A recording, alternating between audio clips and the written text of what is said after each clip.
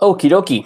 It is live. How's it going, everyone? Hope you're doing very, very well. I want to do a quick audio test and video test to make sure that it's all working.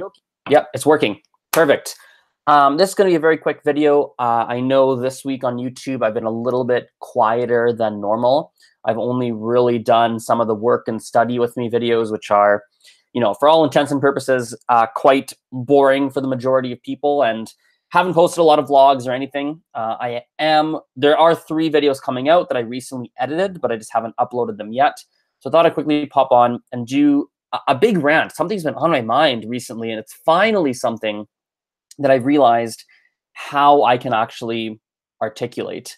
It's funny, a very common question. One of the most common questions I receive is, Azren, you speak all these languages. You speak 5 languages. You're trying to learn 8. You're trying to improve upon some of the languages you currently speak.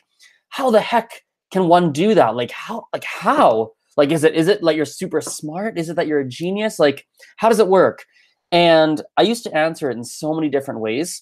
I used to say things like, oh, well, I just put a lot of work in. Or I'd be like, yeah, I have a little bit of a natural talent. Sometimes I'd be like, oh, I grew up with Gujarati and French, so that really helps. And I had these very vague answers, and I never had a very concrete one until very recently. And I think the concrete answer as to how someone can become fluent in one or various languages, it has to do with lifestyle. It really does. I think a good way to equate it has to do with someone who's extremely fit. I know someone who I used to see, a nutritionist, and he is in very good shape. He's very, very healthy.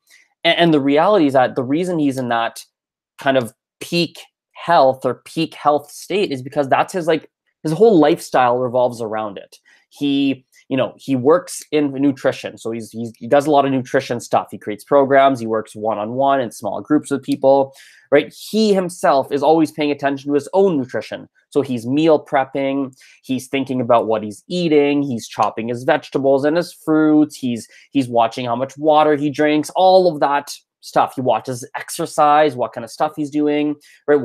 How much he's going to the gym, all of that stuff. So his whole life, or a big chunk of his mental energy and a big chunk of his physical actions, is all around, nutrition and all around fitness and health. And as a result, he's way above average in terms of fitness and health and nutrition and all of that, right? Now, let's look at languages. If we look at my life in general, since I've been a child, a good percentage of my life has always been focused around different languages. I grew up with Gujarati at home. It was a big rule in the house. Only Gujarati with my mom, only Gujarati with family. I spoke French at school, and because it was a French immersion school, I went to a French school growing up. Even as a child, there was a rule, only French in the classroom, excuse me. At the age of 15, I was still pretty young. I went on a 3-month exchange trip to France.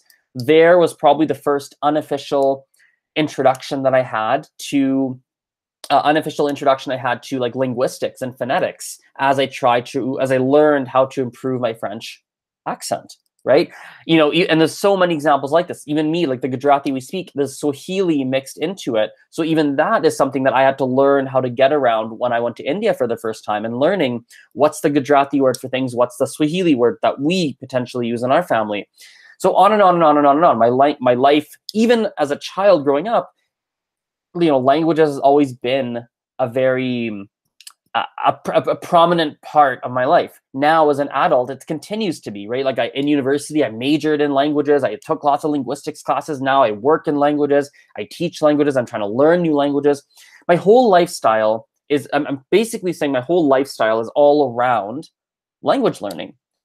As a result, it's almost natural. It almost makes sense to be like, oh, well, Azren speaks many languages. Azren is fluent in French and fluent in Spanish, and he knows English, obviously, Gujarati and some Mandarin. And I continue to work on it because all I do at work and also out of work is language stuff, right? So that's the big thing you have to think about, is what is the lifestyle? And most importantly, and I'll finish on this note, does your lifestyle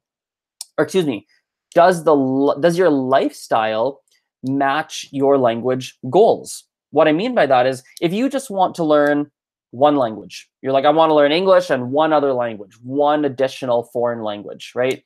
And you want to know it at a conversational level. That's what you're trying to get to. I want a conversational level in Russian, Japanese, English, Spanish, whatever, right? And you want to be good, but not great. You don't want to be perfect, but you want to be solid.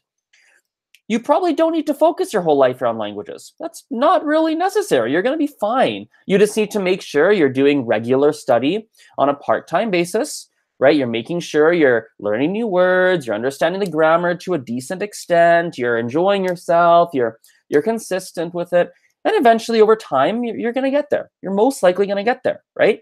If you want to do that with 2 languages, okay, you might need to do more with your lifestyle or might need to be more patient with it, right?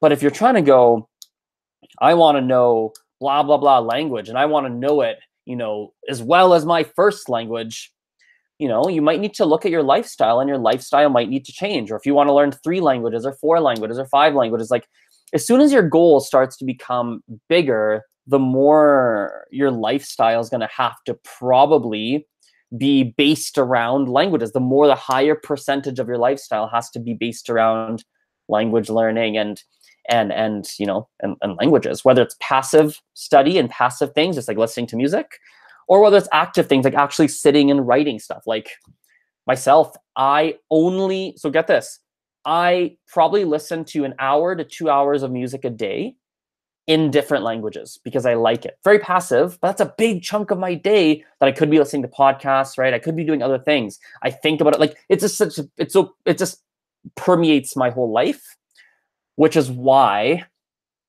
I speak many languages, which is why I'm so strong in French and Spanish in particular, and why I'm continuing to learn more languages and get better. So that's a big thing. That's like the answer for becoming fluent. You have to look at your lifestyle and make sure your lifestyle matches whatever the goal is. I think for the majority, the goal is not going to be learn 7 languages, 8 languages, 9 languages, whatever. So you don't need to dedicate your life to it. That's not how it needs to be. I think for most of you, as long as you have a part-time focus, you're going to be okay, probably, and you'll probably get to what you're trying to achieve. But that's kind of the thing. So wrap it up there. Thanks for watching, guys. I have more videos coming out, so I apologize. I've been a little bit quieter. Haven't been creating a bunch on YouTube, but I have a few coming soon, which are pretty cool. So, all right, see you guys later. Bye for now.